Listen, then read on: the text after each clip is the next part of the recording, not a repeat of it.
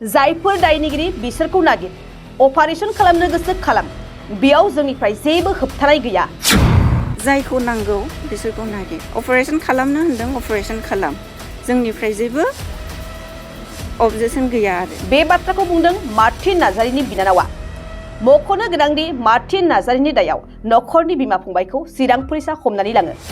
Martin नार्जारिनि बिनानावा दुखु गोनाङै फोरमायदों थांनाय समाव NIA निफ्राय केसनि रिपर्ट फैदोंमोन बे समनिफ्रायनो बिदा मार्टिन नार्जारि आरो बिबाजैया नखरनिफ्राय आनज्रायनानै दं बे जेंनानि सायावनो गिबि मन्त्रि हेमन्त बिश्व शर्मा आरो बिटिआरनि गाहाय प्रमद बर'जों सावरायनाय बाथ्राखौबो बिनानावा फोरमायदों कल कनफारेन्स खालामनानै आंखौ हेमन्त सारजों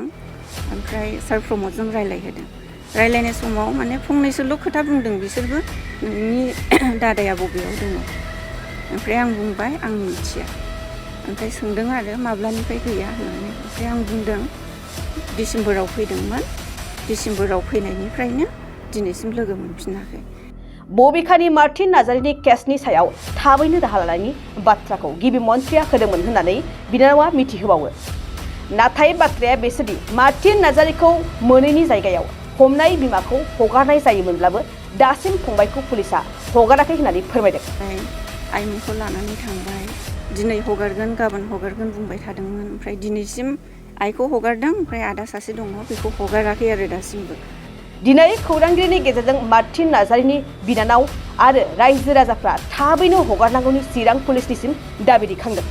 रायखांनो गोनांदि चिरां जिल्लानि 1 नं फाथाबारि गामिनि मार्टिन नार्जारि आरो बिनि बिसिया हारिनि थाखाय फिन हाग्रायाव खारलांफिननायनि खौराङा सोराङाव फैदोंमोन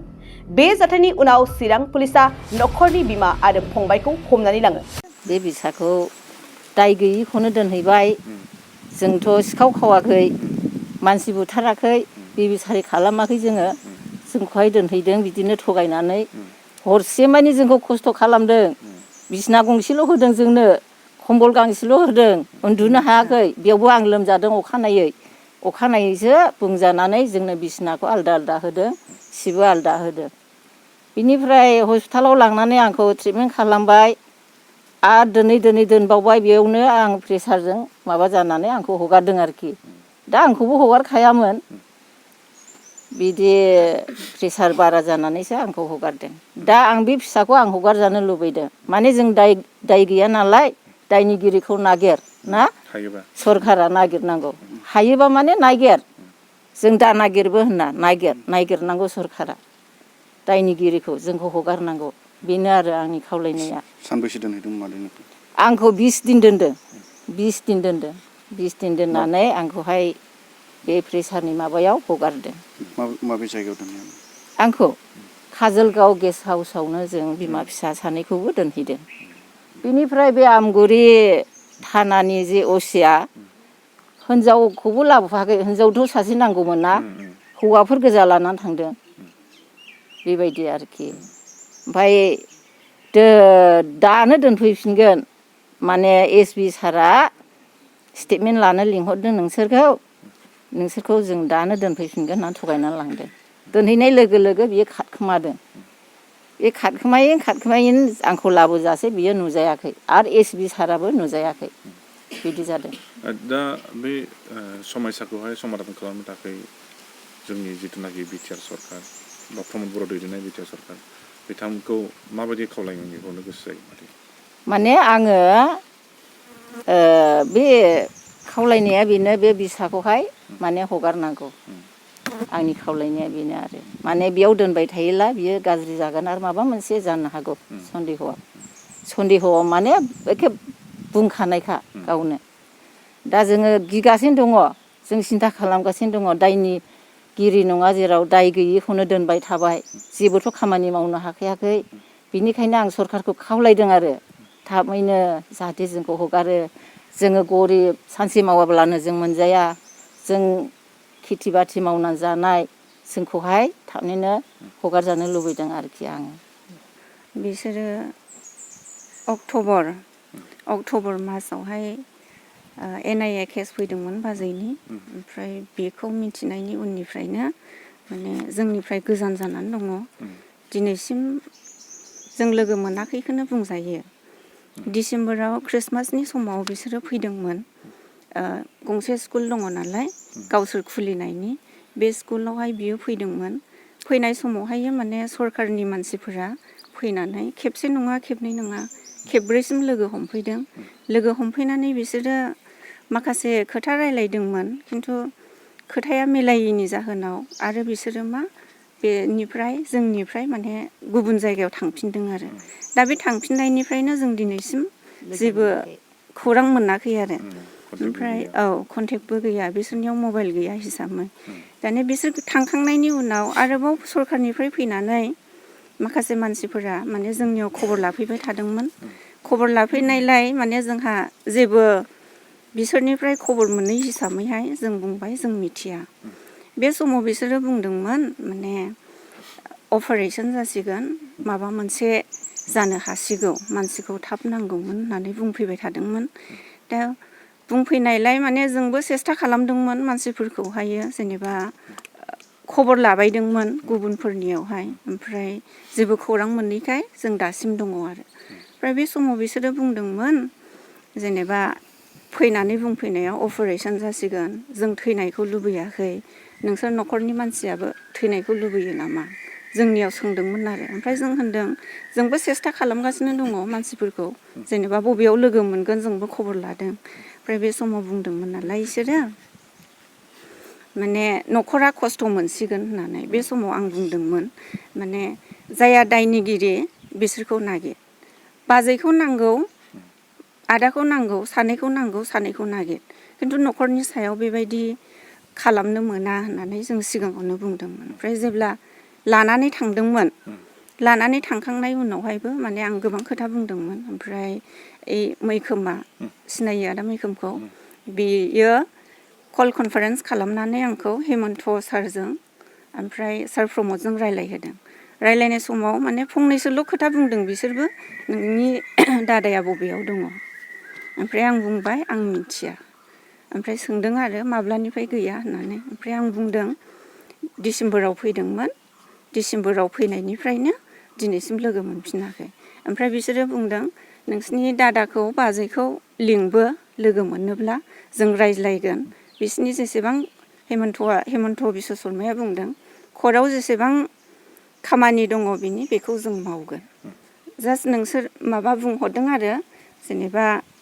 लिंनानै लाबो जोंखौ रायलायगोननो होननानैहाय बिसोरो बुंदों ओमफ्राय दा बिदि बुंनायलाय माने जोंबो सेस्था खालामदों थेवबो जों दिनैसिम लोगो मोनाखै ओमफ्राय आइमोनखौ लानानै थांबाय दिनै हगारगोन गाबोन हगारगोन बुंबाय थादोंमोन ओमफ्राय दिनैसिम आइखौ हगारदों ओमफ्राय आदा सासे दङ बेखौ हगाराखै आरो दासिमबो दा जोंनि लुबैनाया बेनो माने जायखौ नांगौ बिसोरखौ नागिर अपारेशन खालामनो होनदों अपारेशन खालाम जोंनिफ्राय जेबो अबजेक्सन गैया आरो माने जायखौ नांगौ बिसोरखौ नागिरनानै लाबो जेलाव सोनो गोसो सो मा साजा होनो गोसो हो खिन्थु जों थैनायखौ लुबैयाखै आरो जोंबो थैनायखौ लुबैयाखै जों बे खोथाखौ सिगाङावनो बुंदोंमोन ओमफ्राय बिसोरो माने जों नागिरगासिनो दं होनदोंमोन ओमफ्राय आरो बुंबावदों बिसोरखौ नागिरनो साननैबो सम नाङा होननानै बुंफैदोंमोन दा मास मोनसे 1.5 मासानो जाबाय नै दासिमबो मानो नागिरनानै लाबोनो हादिया सरकाराथ' बेखौ दायथ' लानो हायो न'खरनि सोरबा दाय गैयै मानसिखौहाय लांनानै दोनहैनानै बेबायदि खालामनाया मोजां जायाखै आरो जों बेखौ लुबैदों नोंथांमोना सानो नामा बिटिआर गोरोबथा जाखांनायनि उनाव माखासे जिथुनाखि केसफ्रा उइद्र' जानांगौमोन खिन्थु जायाखै बिनि थाखायनो बिथांमोना थांफिननांदों सानो नामा बेयो सैथोखा माने बिसोरो बुंदोंबो माने बिटिआर मुङानो बेसेबांबा गोजौखा बिटिआर गोरोबथा जाखांनायनि उनावबो जेनेबा जेसेबांनाखि बिसोरनि हान्जा जेलाव थाबथानानै दङ बिसोरखौ बिसोरो उइद्र' खालामजानायखौ लुबैदोंमोन ओमफ्राय नै डिसेम्बरावहाय जेब्ला बिसोरो फैदोंमोन बे समावहाय बे केसनि सोमोन्दैबो बुंदोंमोन आंजोंबो फंनैसो रायलायलांदों माने नोंसोरखौ गावसोरजों सरकाराव थाफाजानो लुबैदों बेबायदि खोथा बुंफैदों आंनि सिगाङाव दा नोंसोर मा सानो आं बे खोथाखौ बुंदोंमोन बाजैनि सिगाङाव बाजैया बुंदों जोंथ' थानो हायो खिन्थु जों फैनायनि सिगाङावहाय जोंनि केसफोरा जेसेबांनाखि थाबथानानै दङ बिसोर गासैबो उइद्र' जानांगौ बिनि उनावसो जोंबो फैगोन बेबायदि उनाव मावगोन होनना बुंनायावनो गासैबो खामानिफ्रा थालांजोबदों नैबे खोथाखौ बुंदों आरो बाजैया दा जोंबो लुबैयो जेनेबा उइथड्र जानायखौ जेनेबा सोरबा बायदिया बेबायदि खस्थ' मोननांनायनि गेजेरजोंनो सुइसाइडबो जानानै थैनानै थांनाय खौरांखौ जों मोनदों। समायसाया माने गिबियाव नोंथांमोननिसिम साबायखर बावग्रोबाय जोंनि बेसिम फैनानै खौरां लाफैनायनि थाखाय। समायसायाथ' मोनसे दुखुनांथाव होननानै जों बुंनांगोन। बे समायसाया जाहैबाय थांनाय जानुवारि मासनि 14 थारिख फुंनि 9टा 9 बाजिसो टाइमाव समायाव आमगुरि थानानिफ्राय असिया फैनानै नैबे जोंनि आदा मार्टिननि न'खराव बिमा आरो आदा मार्टिननि फंबाय बिसोर सानैखौबो एसपि सारा स्टेटमेन्ट लानो लिंहरदों होननानै लांदोंमोन। ओमफ्राय दा बै समनिफ्रायनो दासिमबो स्टेटमेन्ट लानो लांनायनिफ्रायनो दासिमबो बिसोरखौ हगार हरनाय जायाखै। दा जोंबो गोबाव सम जाबाय बै 14 थारिखनिफ्राय लानानै दिनैसिमाव 40 दिनानो जाना थांबाय नै दासिमबो हगाराखै। जों नेनानै दंमोन आरो माने माब्ला गगोन साननानै गावसोरबो हगारगोन होननानै गसिगोन बेफोरबायदि खोथाबो जोंनो होबाय थादोंमोन। दा दिनैसिमबो गयैलाय जोङो दिनैहाय नैबेखौ जोङो ससियेल मिडियायाव फोसावबाय जाहाथे बेहोजों दोनहैजानाय एसपि कास्टडि काजलगाव गेस्ट हाउसाव दोनदों बिखौ। ओमफ्राय बेखायनो बिसोरो जेन थाबैनो गबोयो जों बेखौ न'खरनिफ्राय खावलायदों आरो। ओरैनो मा जाहोनाव बिथांमोनखौ लांनानै दोनहैनाय जादोंमोन? जाहोनाथ' बेनो बिसोरथ' मार्टिन आरो बैसागि होनाय आरो बिसोरो सिगां NDBR फेक्सननि खासोमोन। ओमफ्राय दा बिसोरो बैसागि होननाया मोनसे अर्डार फैदोंमोन आरो बेहा रन्जन दैमारि सारजों जेलाव थांफिननांगौ होननायनि मोनसे अर्डार फैदोंमोन। ओमफ्राय दा बे अर्डार फैनाय लोगो लोगोनो बिसोरो दिनैसिमबो न'खराव जेबो सोमोन्दो गैया। बिसोरो न'निफ्राय एरायनानै दङ। बबेयाव एरायदों, बबे हाग्रायाव दं, बबेयाव मा खालामदों बेखौ जों जेबो खबर गैया, जों मिथिया। माने जों मिथिनाय बायदिबा जों बेयावनिनोखा आंबो जेनेबा आं काजिन माबा जायो, फंबाय जायो मार्टिननि। दा जोंनि मोनथिनायावथ' जोंनि नुनायावथ' बियो न'खरजों सिगांनिफ्रायनो सेपारेटखासो जानो हागौ। बियो थैनि सोमोन्दो दङ, थैनि सोमोन्दो न'खरजों दङ, नाथाय गुबुन जेबो सोमोन्दो गैया आरो। दा बेखायनो बेबायदि सोमोन्दो गैयि मानसिखौ बेबायदि जेनेबा दोनहैनानै जेबो मोजां रिजाल्टबो फैखानाय नङा। बेखायनो जों खावलायदों न'खरनिफ्राय जानाखि जाय बेक्तिखौ दासिमबो हगाराखै बे बेक्तिखौ थाबैनो हगारनायखौ जोङो सरकारनिसिम आर'ज गाबदों आरो। दा साबेसे दङ? दा सानैमोन आरो बिसोरो। ओमफ्राय दा सासेया 20 दिनसो 19-20 दिन जाबायमोन। 20 दिनसोनि उनाव बेहाबो मोनसे जाथाय जादों आरो। बे जाथाया जाहैबाय बियो मोनसे थैनायसिम अबस्थायाव थांबायमोन आरो। बिनि बिमाया, मार्टिननि बिमाया प्रेसारजों सेन्सलेस जादों, गोग्लैदों आरो। बिनि उनावहाय हाखु दाखु जेनेबा हस्पिटाल लवार आसामाव हस्पिटालावहाय लांनानै बिनि देहाया मोजाङाव फैफिनदों। जुदिबा बियो माबा मोनसे जानांगौमोनबा, जुदिबा थैयोमोनबा दा बिनि दायथ'खौ सोर लागौमोन? सरकारा बेखौ लागौमोन नामा? दा बेखायनो जेनेबा जोंनिफ्राय न'खरनिफ्राय खावलायनाय आरो बेखौनो बुंहरबावबाय जानाखि दा सासे दंबावो बेबो एसे प्रब्लेम दंखायो सिगांनिफ्रायनो, रिपर्टफोरबो दङ, जों नांगौबा देखायनो हाजोबगोन। ओमफ्राय दा खर'आबो एसे गाज्रि जानाय बायदि जों एसे आन्दाज मोनबाय आरो। माने फनफ्राव बिराद बुङो, दाख्लैबो गंसे फन देख्रुबखांबाय बियो। ओमफ्राय जोंबो न'खरनिफ्राय एसे हाखु दाखु गोख्रैनो फन गंसे बायना हैफिननाय जादों। आरो बियो बुंहरबाय थायो आरो आं थाला, थैसिगोन, सुइसाइड जाना आं थैसिगोन, नैबे खोथाखौ बुंहरबाय थायो आरो। बेखायनो बेफोरबायदि एथ'ग्राब इसिबां मेन्टेलि टर्चार खालामालासे जाहाथे सरकारा एसे बेब'स्था खालामनानै न'खरनि दुसि दाय गैयि मानसिखौ बेबायदि हारा हास्ति खालामालासे मोजाङै मोजां हगारफिनोब्ला जों जोबोर मोजां मोनगोन आरो। बेखौनो बङाइगाव मेरिडियान किया मटर्स श'रुमा नोंथांनो लाबोदों गोदान अफार। मेरिडियान किया मटर्स श'रुमाव नोंथाङा खम बेसेनावनो किया कम्पानिनि गुबुन गुबुन रोखोमनि गोदान गारिखौ लानो हागोन। बेजों लोगोसेनो बे श'रुमाव जेखिजाया कम्पानिनि गोजाम गारिखौ सोलाय सोल' खालामनोबो हागोन। दासान्दि बे अफारा सोलिगासिनो दं आरो फैगौ 28 फेब्रुवारिसिम बे अफारा थागोन। मेरिडियान किया मटर्स शोरूमा सा बङाइगाव साफागुरि रोड आगराला देहा फाहामसालिनि साखाथियाव थानाय महामाया हटेलनि अपोजिट साइडआव दं।